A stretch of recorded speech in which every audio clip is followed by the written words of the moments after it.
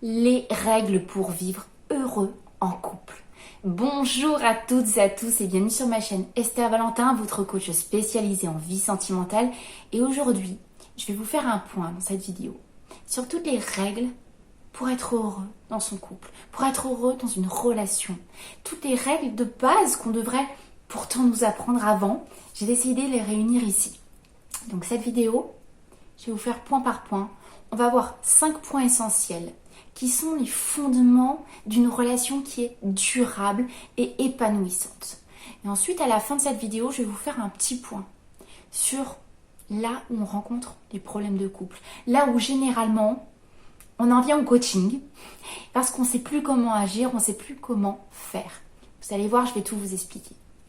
Déjà, je voulais vous dire que bienvenue sur cette chaîne. Si vous êtes nouveau, bienvenue évidemment si vous avez l'habitude de me suivre. N'hésitez pas à vous abonner si ce n'est pas déjà fait pour suivre tous mes conseils sur la vie sentimentale.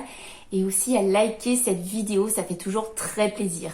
En barre de description juste en dessous, je vous ai mis un petit e-book gratuit, téléchargeable sur les styles d'attachement pour que vous compreniez ce qui peut vous pousser, vous influencer à peut-être ne pas connaître ces règles qu'on va parler ensemble dans cette vidéo. Et juste en dessous encore, oui, 2 pour le prix d'un, je vous ai mis un autre e-book, cette fois sur comment devenir la meilleure version de soi, où on va développer justement toutes ces capacités individuelles pour ensuite ne plus avoir qu'à les transférer dans la relation. Mais j'en reviens à ces fameuses règles. Le couple heureux est durable. Celui évidemment qu'on souhaite tous avoir à travers la relation amoureuse. Il faut savoir que ça se passe après la phase d'engouement. Ce qu'on appelle la phase d'engouement, c'est un petit peu les débuts de relation. Plus familièrement, on utilise généralement, et vous le voyez dans mes autres vidéos, les débuts de relation. Dans les débuts de relation, la phase d'engouement, c'est qu'on est vraiment en réaction émotionnelle, positif. Rencontre, découverte, idéalisation de l'autre fait partie de la phase d'engouement. Cette phase va naturellement baisser. On ne peut pas rester comme ça toute sa vie. Émotionnellement, ce n'est pas possible pour un être humain. Donc il y a cette phase d'engouement. Et ensuite, cette phase, elle va redescendre. Et là, c'est là qu'on va vraiment devoir connaître ces règles parce qu'on va passer dans le mode effort. On n'est plus seulement à vivre comme ça avec des papillons dans le ventre, avec les petites émotions qui sont là, les hormones qui se déclenchent. Non, là, on rentre dans le dur, on rentre dans le vrai.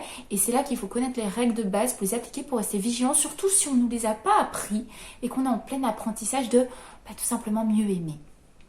Là, par exemple, après cette phase d'engouement, où on apprend à se connaître, mais ça reste quand même superficiel parce qu'on va apprendre à se connaître toujours d'une manière bien plus profonde au fil du temps qui passe. Parce qu'il y a des événements de la vie, parce qu'on va rencontrer des problématiques. Et donc là, c'est pour ça la première règle, c'est la connaissance de l'autre. Ça ne s'arrête jamais. Ça veut dire, quand je vous parle de connaissance de l'autre, quels sont ses souhaits, quels sont ses goûts, quelles sont ses peurs, quels sont ses événements de sa vie marquants, quels sont ses points faibles, et respecter ses points faibles. Quels sont les noms de ses amis, par exemple, des membres de sa famille. Attention, je vous donne ces conseils, ces règles, elles sont réciproques. Si vous faites toute cette démarche mais que vous avez quelqu'un en face qui n'a jamais cherché à vous connaître en profondeur, gros panneau, attention. Ça veut dire peut-être que cette relation est extrêmement superficielle. Nous, on veut de la vraie relation, de la connexion entre les êtres humains. Ce que je vous ai dit au début, un couple heureux et durable, c'est tout le but des règles de cette vidéo. Donc voilà, la connaissance de l'autre. Constamment. On apprend constamment à se connaître. On ne va pas tout se dire au premier rendez-vous. Pour entrer dans les peurs vraiment profondes, pour entrer dans les événements de la vie passée et même actuelle, ce que ça génère chez l'autre, c'est constamment. Tiens, pourquoi ça t'a mis en colère cet événement? Qu'est-ce que tu as ressenti aujourd'hui, mon chéri? Par exemple. La deuxième règle, ça va être de cultiver l'amour et l'admiration. Et oui, ça se cultive. C'est pas juste ça m'est tombé dessus puis c'est bon jusqu'à la fin de mes jours. Non, l'amour et l'admiration, c'est clairement des choses qui se cultivent. Ça veut dire par là qu'il faut cultiver l'affection et non le mépris. C'est très très facile d'en vouloir à l'autre et d'entretenir cette rancune. Je vous assure, ça s'entretient. C'est un choix de se dire mais cette personne, voilà tous ses bons côtés, voilà le mauvais, mais tous les bons, je vois clairement qu'il m'apporte. C'est là que je vais concentrer mon attention. Attention si ça le mérite en face, qu'on fasse ça. Si vous avez une personne qui vous apporte que du négatif, faut pas se voiler la face non plus. Donc on va cultiver l'affection et non le mépris. On va avoir plus de souvenirs positifs que négatifs. C'est hyper important. Pourquoi je vous dis ça?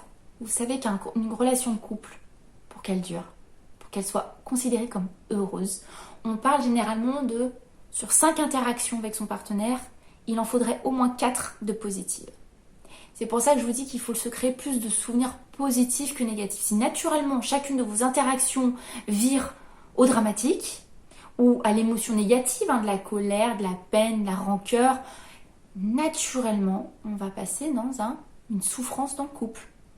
C'est d'une logique imparable finalement. Le but de tout ça, c'est vraiment voir le verre à moitié plein plutôt qu'à moitié vide, même dans les situations difficiles. Voilà comment on fonde une relation. La troisième base, la troisième règle essentielle pour une relation heureuse, ça va être se rapprocher de l'autre. Quand je dis se rapprocher de l'autre, ça va vraiment être dans un soutien mutuel. Un soutien mutuel et une priorisation des intérêts qui renforcent la relation. Ça veut dire que on peut tout à fait se mettre un petit rituel à date précise à 2, par exemple. Ça peut être un rendez-vous amoureux, ça peut être quoi que ce soit. Mais on va renforcer, on va s'attacher à faire des choses qui font du bien à la relation. On ne peut pas se détourner de ça complètement et attendre que la relation, elle fonctionne toute seule. Non, je reprends le mot, ça se cultive une relation. Donc on va par exemple se mettre ce genre de rituel à date précise. On va mettre en place des objectifs individuels de son côté, ses objectifs personnels, en plus des objectifs communs. Et dans tout ça, on s'encourage mutuellement. Ça veut dire que même si votre partenaire a décidé d'avoir un objectif personnel, si vous ne le soutenez pas, vous allez naturellement vous éloigner et faire sombrer un peu la relation. Attention, il faut que cet objectif, évidemment, on s'y retrouve aussi en commun. Mais par exemple, ça peut être vous, votre partenaire, vous décidez de changer complètement de carrière professionnelle parce que vous voulez plus vous épanouir. Et il est naturel que, par exemple, je vais vous donner un exemple simple. Votre partenaire amoureux veut changer de métier. Mais son revenu nourrissait par exemple le foyer. Vous allez penser d'abord peut-être à votre intérêt personnel, mais ça va me mettre en insécurité. L'insécurité, c'est quelque chose de très déclencheur pour le cerveau humain. Vous allez tout de suite vous dire mince, etc. Mais c'est peut-être pas le moment. Et si vous réfléchissez 2 secondes à l'intérêt pour la relation, mon partenaire plus heureux, plus épanoui et que je soutiens, une relation beaucoup plus riche. Est-ce que sur du long terme, il n'y a pas beaucoup plus à gagner qu'à répondre à mon insécurité? C'est un pur exemple. Ça peut se mettre dans vraiment plein de contextes. Mais vous comprenez, objectif individuel, objectif commun à la relation, on mélange tout ça ensemble et on s'y soutient. On nourrit autant les 2 personnes individuellement qu'on nourrit la relation. C'est extrêmement important. Une des autres règles pour être heureux dans un couple et durablement, ça va être de s'influencer. Et là, je vais mettre un gros panneau attention avant que ce mot soit mal perçu. S'influencer, ok. Mais en pleine conscience et en respect de soi. On ne s'oublie pas. Ça veut dire qu'on prend en compte l'opinion de son partenaire. On choisit clairement de prendre en compte son opinion, ses besoins. On se laisse consciemment influencer positivement. Son opinion n'est pas la même que le mien. Mais c'est l'être humain qu'il est, tout simplement, ou qu'elle est. Donc je le prends en compte, je me laisse influencer, peut-être que ça peut être intéressant, si moi aussi je m'en vais un petit peu de mon opinion personnelle, et je fais un pas vers le sien aussi, en pleine conscience. Pourquoi j'insiste tellement? Si vous ne le faites pas en pleine conscience, que vous êtes en train de tout le temps vous adapter à l'autre, qu'il y a un oubli personnel, on part dans les relations toxiques là. Je vous laisse voir les vidéos sur le sujet, mais ça peut aller très vite. On ne fait aucun extrême en amour. On est toujours dans cet équilibre. Je vois que ça me respecte, mais c'est dans une démarche envers toi que j'écoute et que je prends en compte ton besoin et ton opinion. Ça peut être une solution gagnant-gagnant. La relation, en tout cas, va en être beaucoup plus riche. Donc, comment on fait? On trouve un accord qui permet aux deux de se sentir à l'aise pour résoudre une divergence. Si vous avez vraiment un point de vue différent, une opinion différente, On trouve un accord commun. Vous comprenez que je ne vous demande pas, surtout pas, étouffer votre avis pour prendre celui de l'autre. Là, c'est la relation toxique. Là, on part dans une toxicité. C'est ok, on peut pas plier que de mon côté, tu t'y retrouves pas. Si je plie que de ton côté, je m'y retrouve pas non plus. C'est quoi le pas l'un vers l'autre? Comment on fait? Posez-vous cette question, comment? À deux, toujours. Une autre base essentielle, une autre règle d'or. La dernière, et ensuite je vais vous parler de comment ça se passe quand on arrive au stade où on a besoin de sauver son couple. Se concentrer à résoudre les problèmes solubles. Vous allez voir. Ça va être lié avec le fait que les couples, au bout d'un moment, ça peut déconner. Ça dysfonctionne, pour parler moins familièrement. Donc, quand je vous dis de se concentrer à résoudre les problèmes solubles, selon Gottman, je vous laisse vous renseigner. C'est un psychiatre qui a étudié les problèmes de couple. 69% des problèmes de couple sont dits insolubles. On ne peut pas les résoudre. Donc, il va falloir apprendre à vivre avec ces problèmes. Si c'est de l'ordre du petit problème. Apprendre à vivre avec ces petits problèmes, en les prenant même avec de l'humour, par exemple. Et mettre sa concentration complète sur l'essentiel. C'est là que vous pouvez faire toute la différence dans une relation. Je vais vous donner un petit exemple. Monsieur, je suis désolée pour vous messieurs, ça va tomber sur vous, vous laissez traîner vos chaussettes, par exemple, je ne parle pas en expérience personnelle, c'est ce qui m'est venu. Monsieur laisse toujours traîner ses chaussettes, par terre comme ça, à côté du lit, imaginons. Et madame, ça l'insupporte. C'est leur logement, il y en a marre, elle aime bien que ça soit nickel, lui aussi il aime bien que ça soit nickel dans les autres pièces, mais il y a ce truc là, il y a ce défaut. Il y a ce truc récurrent. Elle en parle une fois, deux fois, trois fois, et eux trouvent une solution, parce qu'il n'y en a pas, parce qu'on est vraiment sur un réflexe type et un confort de monsieur, par exemple, vraiment. On va se reconcentrer dessus. Encore, encore, encore, encore. Vous avez compris. Hein. Et c'est un enchaînement sans fin, et on va se mettre à regarder ce défaut tous les jours. Oh, j'en ai marre, il laisse traîner ses chaussettes. Oh, t'as encore laissé traîner ses chaussettes. Tu me saoules avec tes chaussettes. Tous les jours, tous les jours, tous les jours. Alors que derrière, on peut par exemple avoir une relation, il y a beaucoup d'humour, ça se passe bien, c'est vraiment positif. Mais il suffit de regarder cette chose tous les jours. Je vous assure que ça va prendre toute la place. Apprendre à vraiment se dire, ça me saoule, mais je peux pas y faire grand chose. De deux, si je choisis de porter mon attention là-dessus, ça va faire mon humeur, ça va générer toute l'ambiance de la relation. Qu'est-ce que je choisis? Finalement, qu'est-ce qui est essentiel pour moi? Mon partenaire, par exemple, me ramène des fleurs toutes les semaines. J'ai tous les jours un petit bisou, un petit message. J'ai un rendez-vous amoureux avec lui une fois par semaine. On a un quotidien qui se passe super bien. Mais il y a ce truc dans son comportement qui me saoule. Qu'est-ce qui est essentiel? Voilà, vraiment. Et ça, je vous assure que c'est pas facile. Vous allez à l'encontre de votre cerveau qui, lui, va avoir tendance, naturellement, avec les semaines, les mois qui vont passer dans la relation, à se concentrer sur ce qu'il voudrait changer. À se concentrer sur le négatif, parce que le positif, c'est triste malheureusement. Mais le positif, on s'y adapte. Pensez à ne pas vous adapter au positif. Pensez à le voir tous les jours comme un cadeau. Sinon, négatif, il dévore. Et il dévore la relation, ni plus ni moins. Justement, ce que je vous ai dit en début de vidéo, on va parler de la phase, ça s'appelle de stagnation. En gros, c'est quand on en est au stade où ça va pas dans la relation.